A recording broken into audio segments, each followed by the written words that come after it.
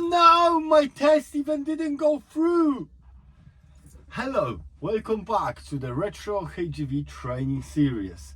I'm Patrick Bill, and if you haven't already, subscribe to this channel. Also, let me know what would you like to know on the next lessons. In this episode, I want to tell you what are possibilities for you to not take in the test, what can happen, why your test can be not going ahead if you go into the test center. So there is few things, and let me take you now for this episode. All right, so the first thing first, if you are late into the test center and coming into the test center with your license, with your reversing certificate, with the good vehicle, with the good vibes, but you come in 10 minutes later, the test will not go ahead. So plan and make sure you will come for the right time. Okay, and we've had it in the past. I remember the story, we arrived like 10 minutes later, but unfortunately there is so many tests during the day that the examiners won't be able to take you if you come later on, because they're going to be late for the next test. Okay, so that's the one thing. The other thing is you need to have on you the driving license and the reversing certificate now. So these two things you have to have on you, because otherwise you will not go for the test. And the other thing is with this, we've had it in the past, a little story here, that the guy came with his wife license for the test because they were doing something, and just by mistake he took his wife license. So obviously the test didn't go through. The other thing is the 3A certificates. Very often students forget 3A certificates. So just remember to have it with you, because again, you won't be able to take the test if you haven't got that certificate.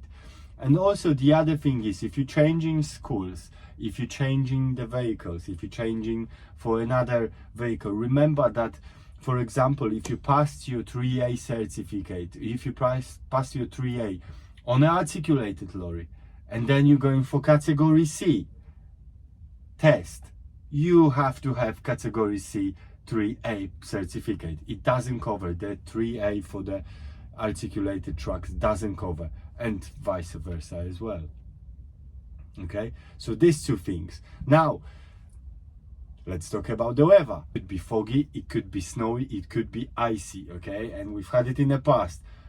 The fog was so thick that the test didn't go ahead, and I'm not gonna blame anyone that doesn't want to go for the test with the student if it's so foggy, because it's just not safe. They cannot stop the vehicle, there's no pedals, and anything can happen. So that's the one thing. The other thing is snow. These trucks on the snow, they are really hard to drive, and it's a special skill. Of course, if you come to work after you pass, if you say, oh, it's a bit too foggy, I'm not gonna take it on the road, you might not be the best friend of your boss, I would say. Test could be cancelled also if the examiner is not available, and it happened in the past as well. Sometimes examiners are not available, and that's it, you're not gonna go for your test. The next thing is your vehicle is not available, or there is mechanical issue with the vehicle.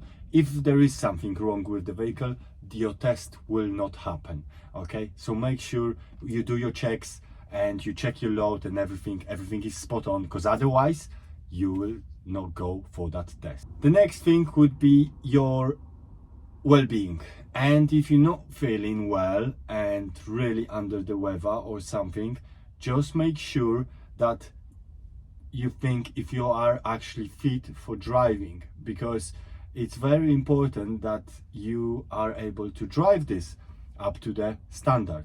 So that's this as well.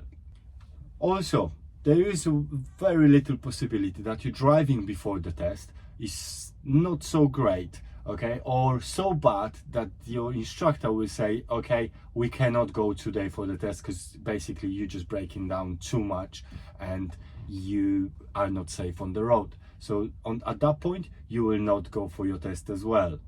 And the last thing I would say, any administrative errors that comes to it as well. So making sure you've got the provisional, making sure everything is valid, the license is in is valid as well, everything is in date.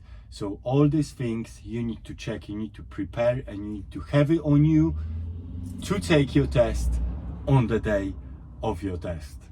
I hope this helps and you will be more prepared when you're going for that test. If you like this video, please press the big thumb.